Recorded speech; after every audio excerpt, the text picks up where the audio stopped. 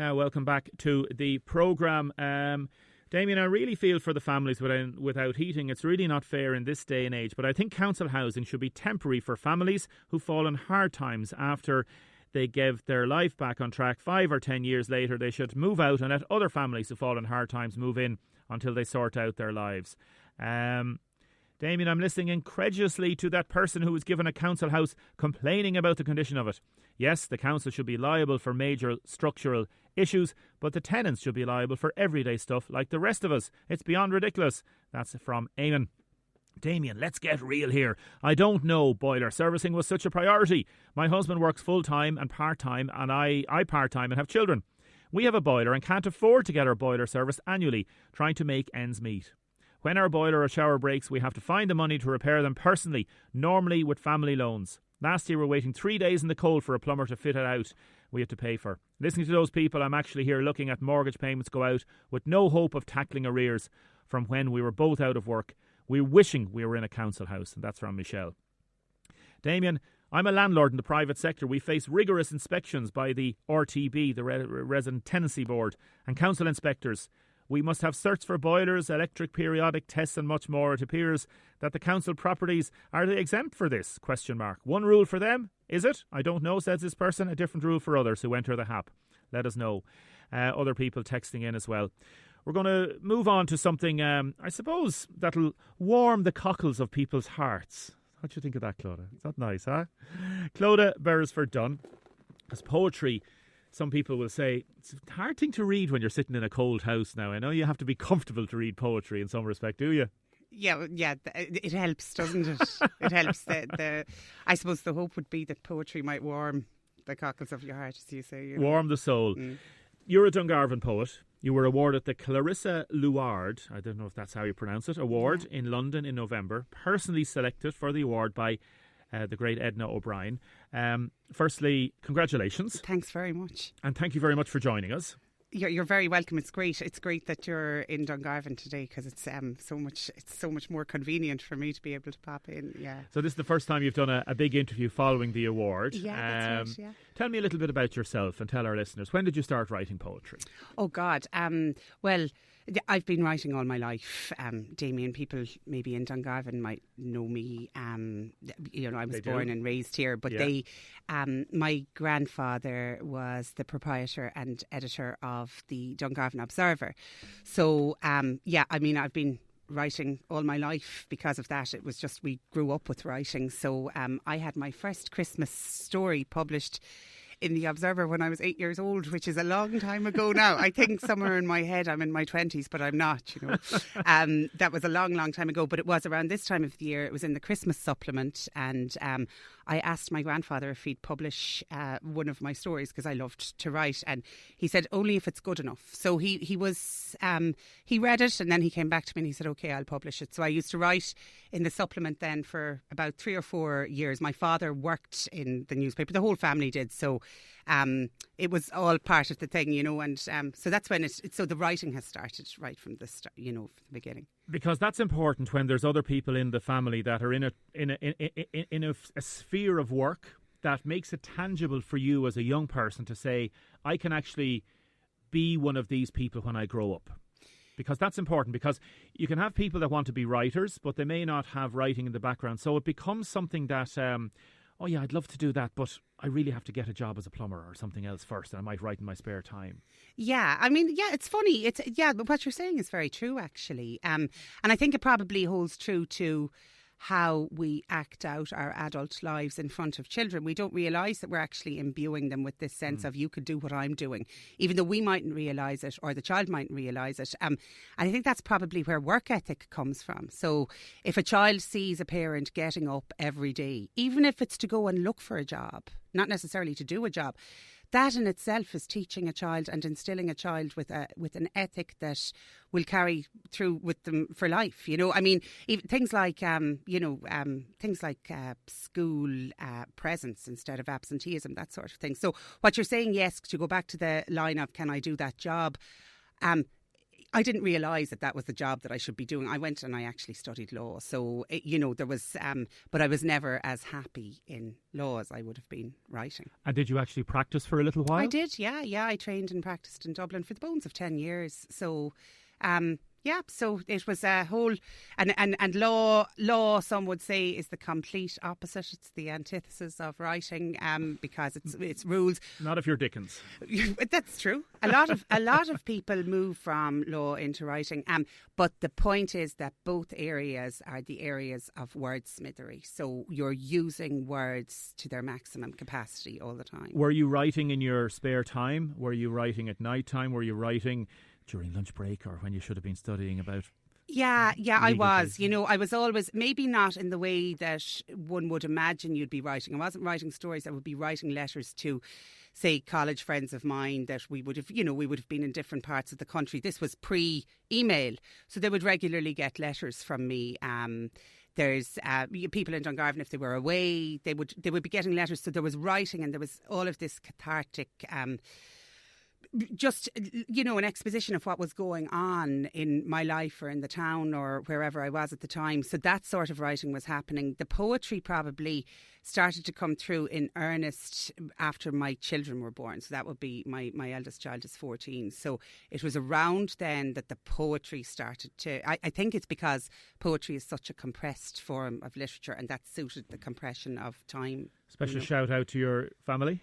Oh, I have 4 kids. There's 2 of them at home today. John is 14. He's doing exams over in St. Augustine's at the moment. He's in 2nd year. And Emily is in school, ensconced in 5th class in Sculgar Vaughan. And my twins, who are 8 on their way to 9, are both at home sick, possibly listening to the radio with my mother today. What's your mum's name? Collegan, Hillary. Hello. Hello. And I know Mick Kelly is with her as well, as far as because they were turning on, she was making sure it was tuned in when she got up this morning.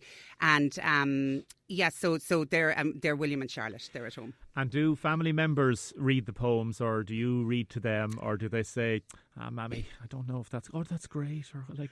They do. Like, they know a lot of the poems now from public readings and from, seeing them published and stuff. So some of the poems are more well known than others. So if I'm reading, especially, in the last couple of years now, if we're out with friends or with family, I'll be asked to maybe recite something. And it's funny because the kids will come in with the last line.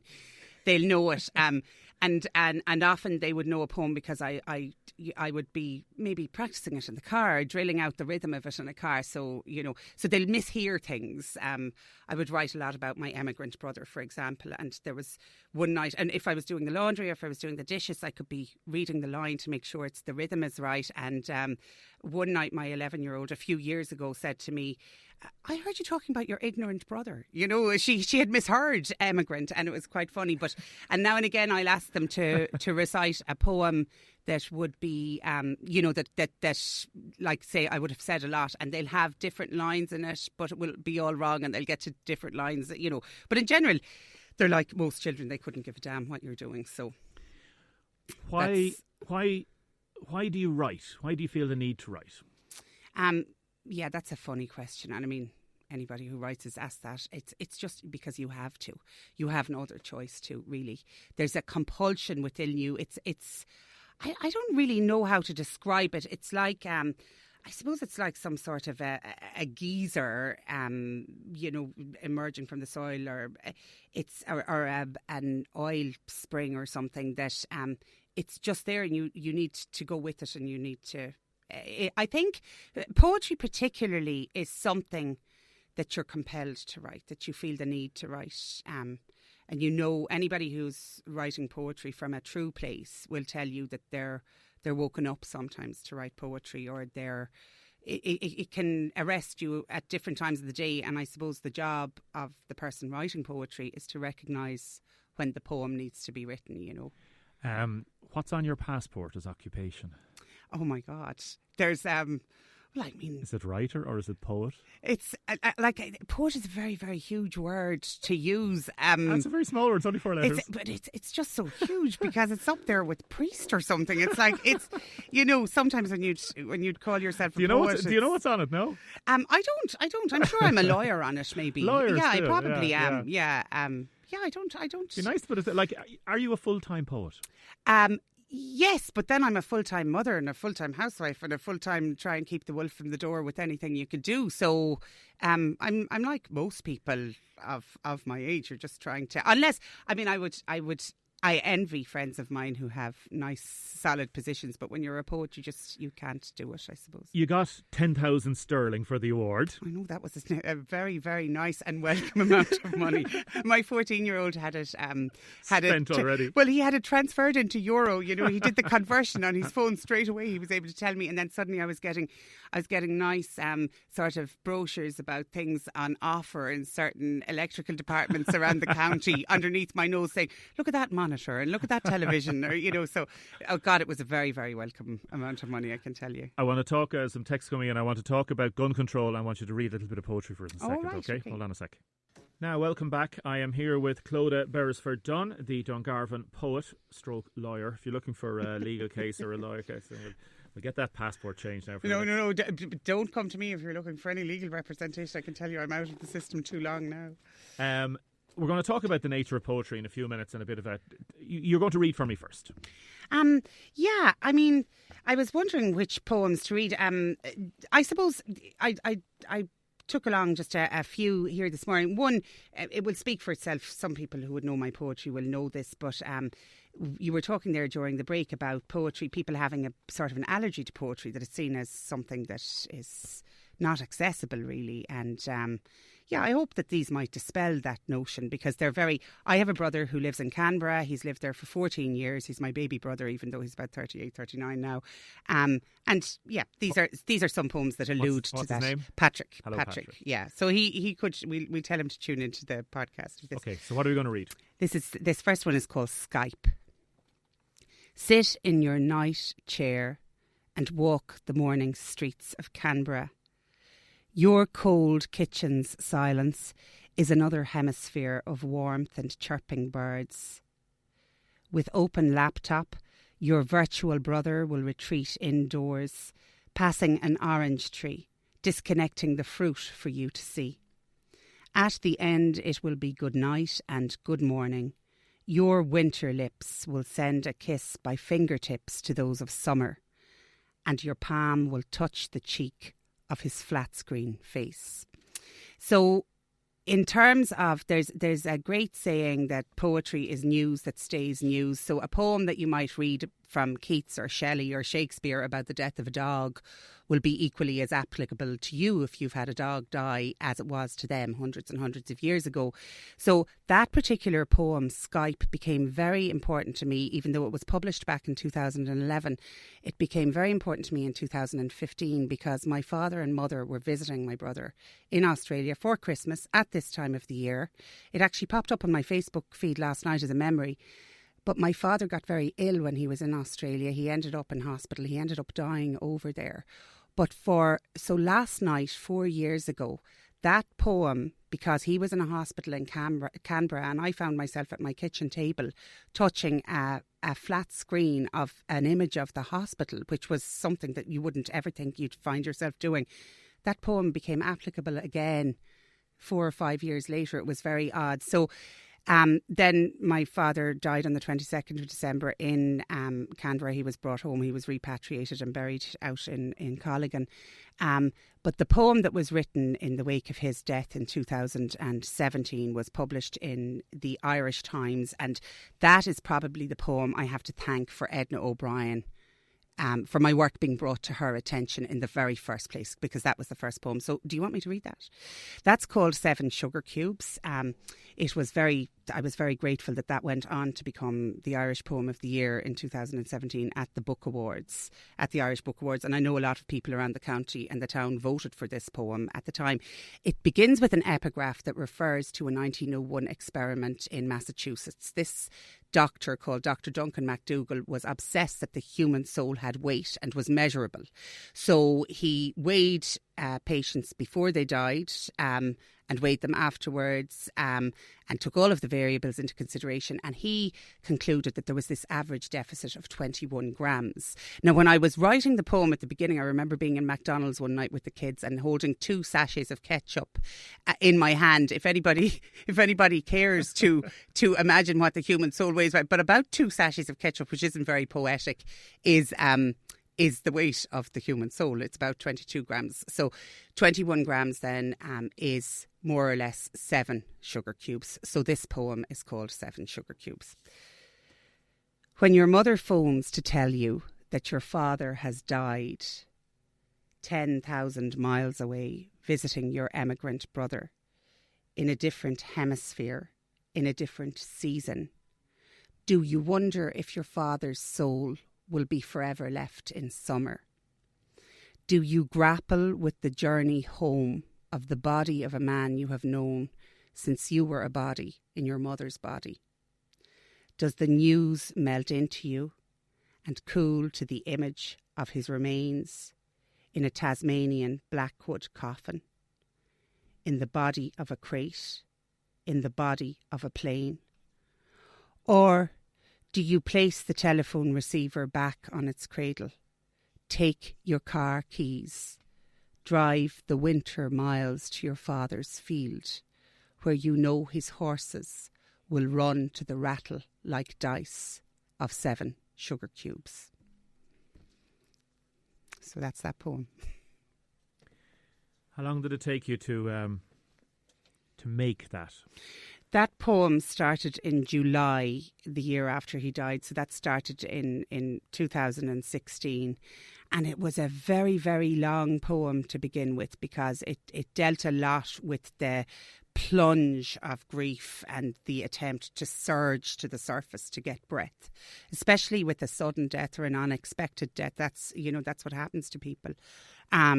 So it dealt a lot with that, and then it was refined back and back and back. So, I mean, if you were to put it into man hours, I have no clue. The draft-wise, it probably took maybe 30 drafts to get to the point that it became publishable.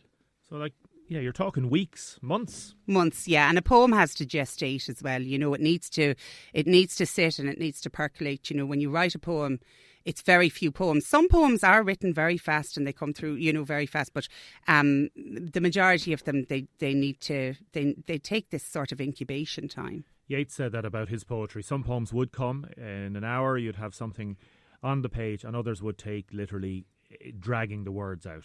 Yeah. Very, very difficult. Yeah, I mean, I think Leonard Cohen took 9 years to write Alleluia, and it's in the presentation that we have now when we hear it, and that's lyric too. So that's exactly what happens with poetry. Tell us, please, about gun control.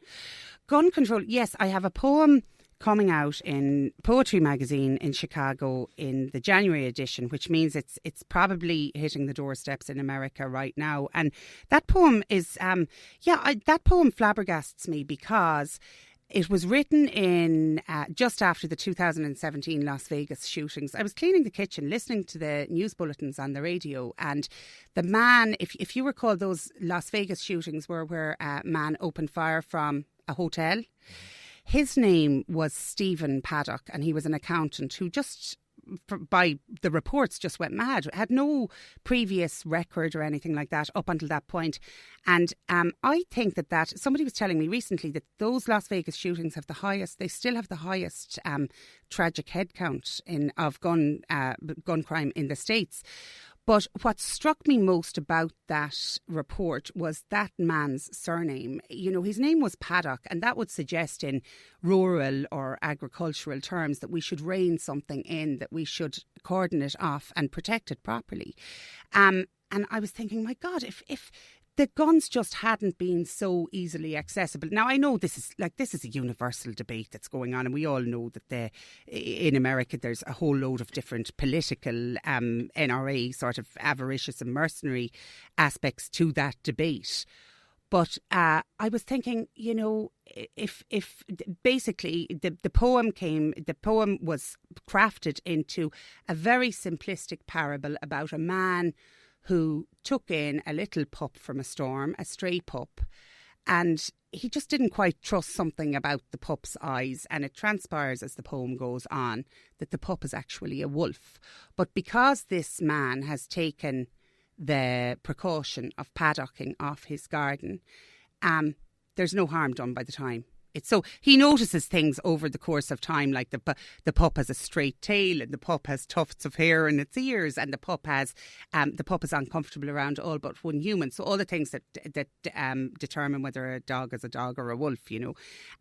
So this was, but I suppose what I was trying to articulate with the poem was, none of us know what anybody else is capable of. That man, Stephen Paddock, was a totally sane man. And within us, I suppose, we're all housing a wolf, that we all have the capacity for evil. You were mentioning American universities, the March situation you were talking about. Yeah, I taught that poem for the first time in a university in New Jersey, Monmouth University, and that fascinated me because they had a batch of my poetry. They had about 20 or 30 of my poems that they were sort of studying over a semester, but that one, they were the first American people to digest that poem. And I was particularly interested to see what those students thought of it, and because I felt almost like I was ineligible to say something about American gun control when it's not our country, you know. But they were very appreciative of it. They all had really nice things to say about it, that was great affirmation. You know, I felt, oh my God, this is being heard. So that was great for me. Yeah. Can Nazis write poetry? Where did that question come from, Damien? Because a lot of poets are political in a small p, and they're maybe left-wing, maybe people that want to make the world a better place.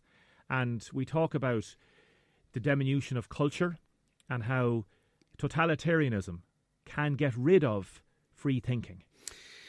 Yeah, like when you asked, you know, that sentence, can Nazis write poetry? I would say no, because poetry must come from love. And I don't think there's anything loving about what a Nazi would stand for. It must come from a place of love.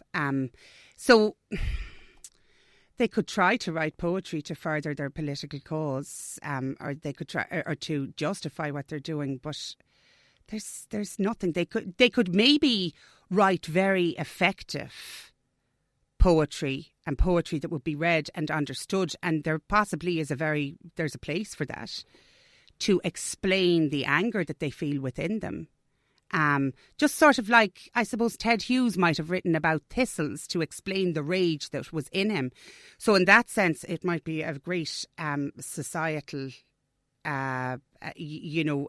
analysis for us to read. But, yeah, I mean, poetry for me should really be, it should all come from love and empathy and sympathy. You know, I just find that they wouldn't, you know, there's nothing admirable in a Nazi cause, nothing. Clodagh Beresford Dunne, sorry for hitting with that last question. Oh my God, thanks very much. I came in to read some poems and I'm left sort of floored. Mind yourself. Happy Christmas to you and everybody. Okay, you too, Damien. Now, welcome back to the programme. I'm joined by Susan Furniss Radley. Good morning. Good morning, Damien. Thanks for having me here today. Thank you very much, and we'll be putting this video up on Facebook later. You're creator of the wrist pocket, sold under the brand Dust and Rock. It's a lovely thing. Tell me a little bit about yourself first. Sure. I'm Susan. I'm living here in Dungarvan about 8 years, and I created the wrist pocket 2 years ago, launched it a year ago. For your listeners at home who haven't seen the wrist pocket, it is a purse. I have one here in my hand. It's a purse with two pockets, the size of your mobile phone, and the idea is that it will hold your mobile phone, your cash, your cards, your key, and the idea is your hands free. So it has a strap on the back and you wear it like a watch, and the idea is it will replace your handbag and your purse. So you have your phone on your wrist, your cash, your cards, your key on your wrist, and you're never going to lose it. So it's a security thing. It's great during the summer when you're out walking, even out on nights out. The idea is you're not going to leave your mobile phone down and lose it. And does this come from personal experience or experience with friends? Absolutely. So I came up with the idea about 10 years ago.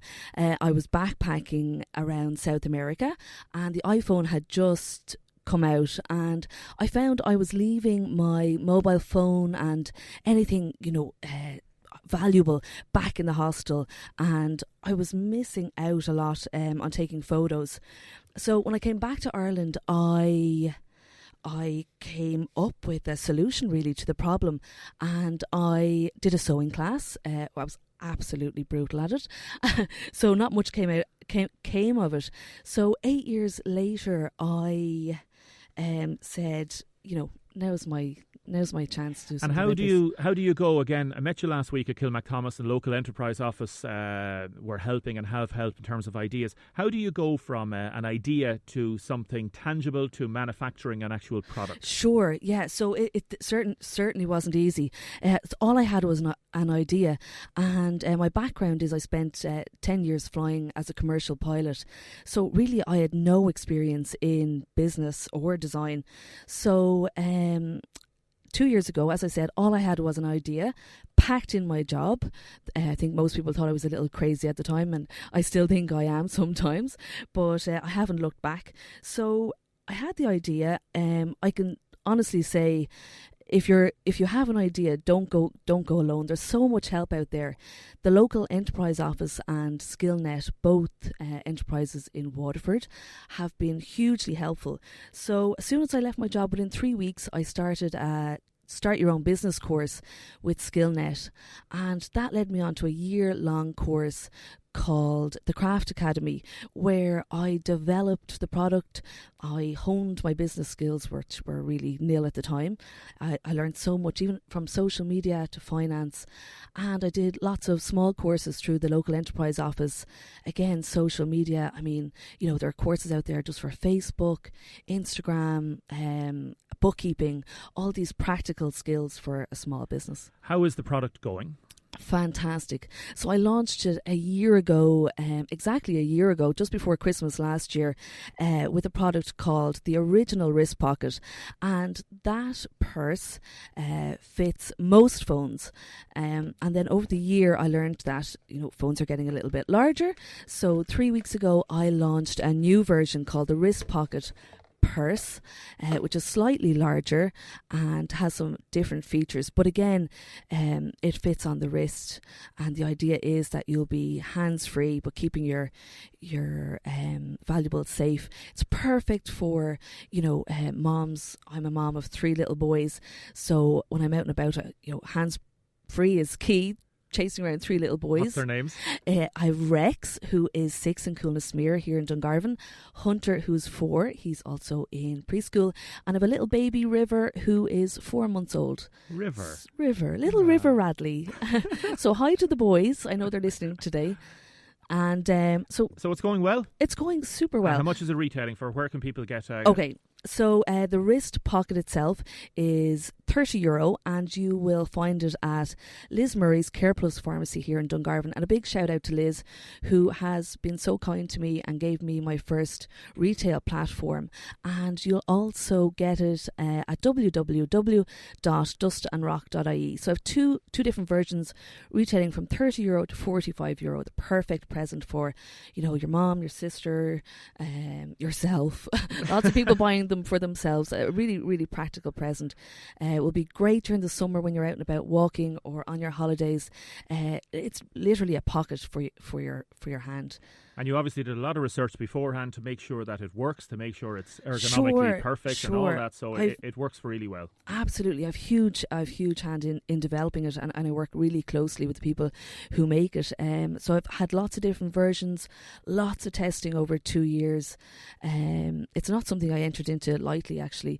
When I left my career, or when I decided to leave my career, I went to a career coach. You know, I was leaving, you know, a big career flying, so I had to make sure this product was really going to be, you know, the next best thing. So a huge thanks to everybody in Dungarvan who have supported, you know, me through my business. And also I want to give another shout out to the Dungarvan Enterprise Centre. I think anybody who has a business on their own, it's a lonely path, and if you're working at home, there is an alternative. The Dungarvan Enterprise Centre has a work hub, a bit like Boxworks in Waterford City, and it's a great place to go in, bring your laptop, you know, you can have your coffee in there, pop out super broadband, very important these days for a business, and really reasonably priced. So do look at the Dungarvan Enterprise Centre if you need to get out. Susan Furniss Radley, thank you so much for joining us. Thank you, Damien, for having me. I really appreciate it, and the very best of luck to you and your family and to everybody in the business, and happy Christmas and happy New Year. And to you and yours. Thank you, Damien. Now we are running up against time. Donald Barry sent me sent me an email. I'll come back to that tomorrow. Donald Barry, Independent Councillor in Waterford City. Now we're going to go straight to Christine. Are you there, Christine? I am indeed. Thanks very much for joining us. Christine Toner from Ursuline Crescent, is that right? It is indeed. Well done, Christine. You are winner of our Mulligan's Christmas Cracker competition today. Well done. Courtesy of Mulligan's Pharmacy. Let me have a look here now. And I think we have number one, number 3 and number 11 left to pick. So if you want to have a little choice there with that. I take number 3. Number 3, okay. I'll go on the screen here. Click on number 3. Do our cracker. And behind it, number 3. Oh, very nice. You've got... Nuke's Creme Brutix Boost Multi-Correction Cream Priming Concentrate and Night Recovery Oil Balm. I've obviously pronounced that completely incorrectly, Christine. Is that okay? That's Nuke's N-U-X-E Creme Produce Boost. So loads of lovely creams and oil balms and all sorts of different things. So Audrey will be in touch about what to do about that. Is that okay? That's brilliant. Damien, can I wish my daughter Sean a happy birthday for tomorrow? Yes, very much so. You can certainly. And listen, thanks so much for joining us, and happy Christmas to you and yours, Christine, okay? And the same to you. Thank you very much. All the very best. All the very best. Thank you. That's Christine Toner there, and we are now, I think we're now going to be able to go straight to John. Are you there, John? I am indeed, Damien. How are you? I'm wonderful, thanks. Thanks for joining us. John Stack, the Christmas song in aid of Michael Wright. Tell us, what's important about this song? Yeah, well, for me, what's really important about this song is shortly after Michael died, I wrote a poem, and the poem resonated with a lot of people who knew him, and the last line of the poem was, "For Michael will not rest until we fill the silence left since the night our town stood still." And I suppose this song is my attempt to try and get a song for the people of Dungarvan, for the people of Waterford, for the people who knew Michael, that we can get together, we can sing it, and when we hear it or whatever, if we're passing in the street and it comes on, that it'll bring Michael to our minds again, because he's someone who deserves never to be forgotten. For those that don't know, describe Michael Wright to us, John, please. How long have you got? Michael Wright was... he was the Mad Hatter. He would have been a.k.a. the Mad Hatter. Many people would have only known him as the Mad Hatter, which is testament in itself.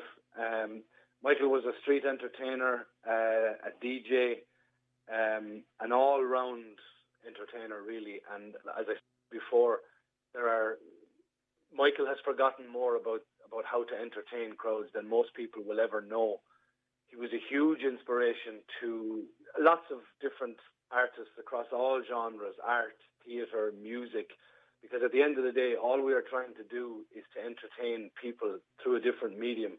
And Michael, the medium that Michael chose was comedy and a honed craft. And he was just one of these people that once you ever came in contact with him, for whatever reason, he was someone who you would remember forever.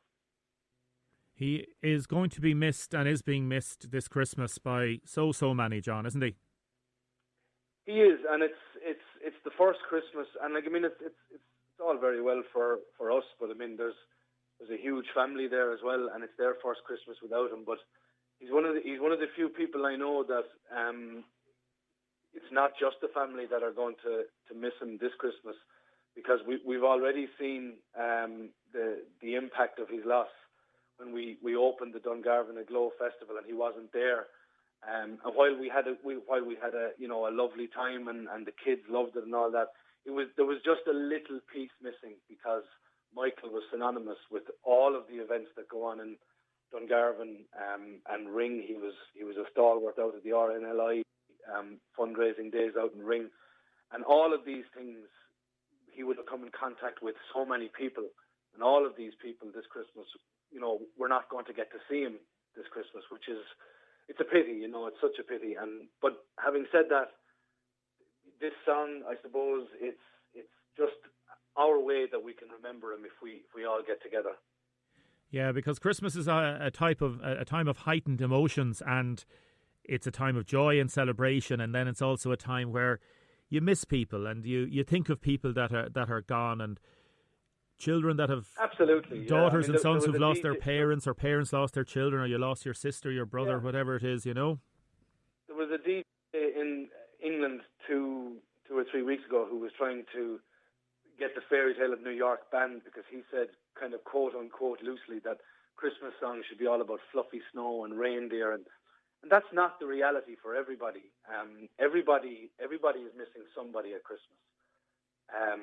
And the funny thing about this song, and it kind of happened by accident when writing it, if you play this song to kids, more often than not they see it as a happy song, because all the lines, all the lyrics in it, and like I say, it happened by accident. It wasn't the songwriting genius or anything.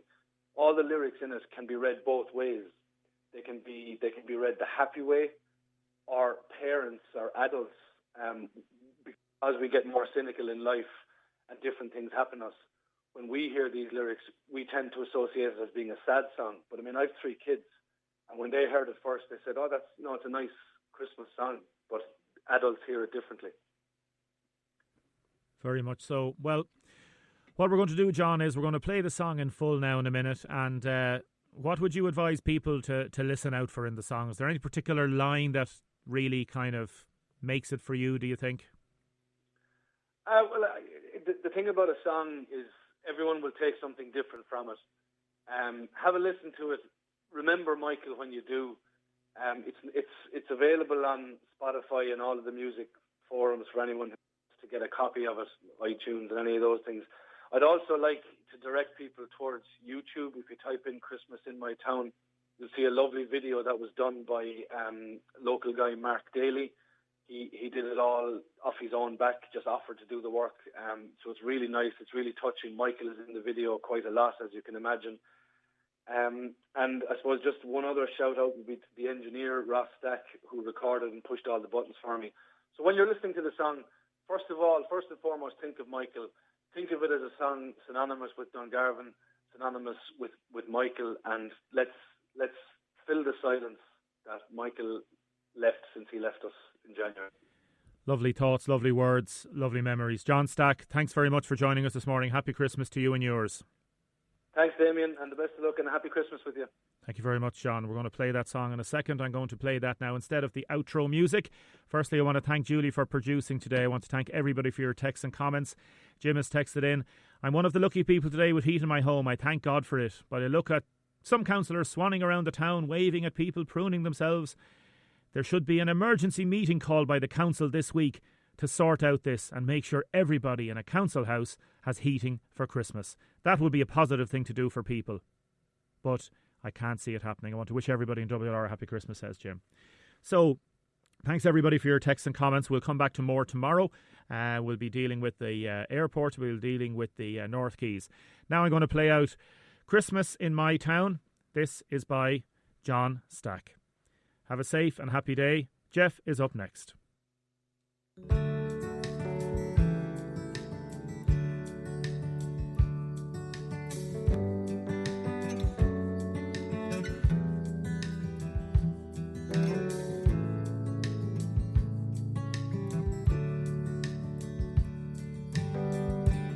I'm the hand that holds you tight the gathering tonight. I'm the star that burns so bright. I'm the flicker in the light.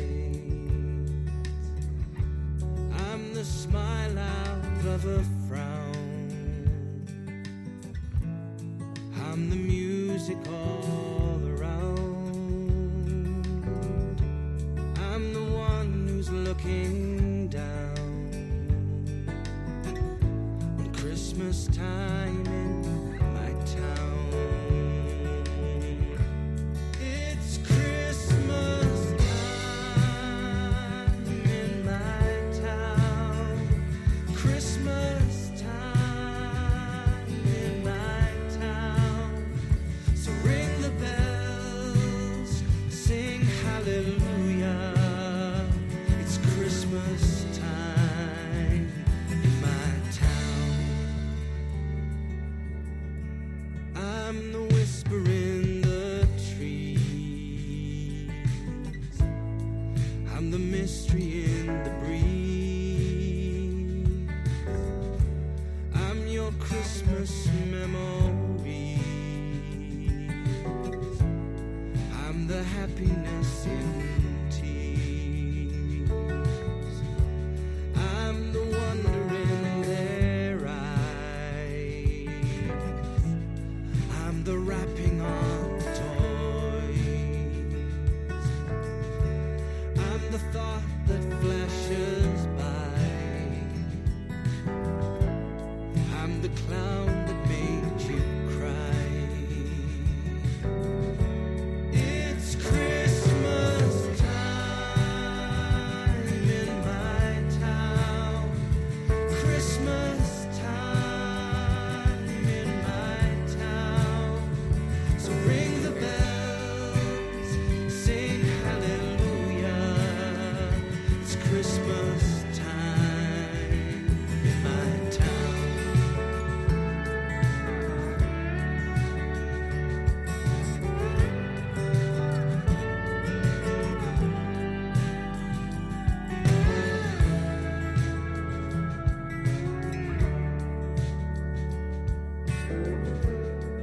I'm the dancing of the flames.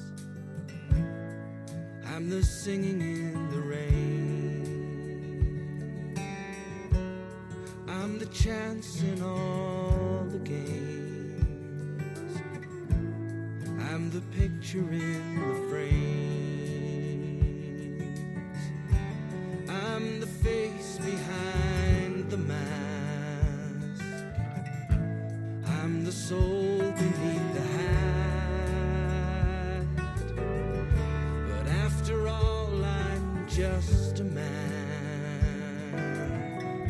But I could never show you that.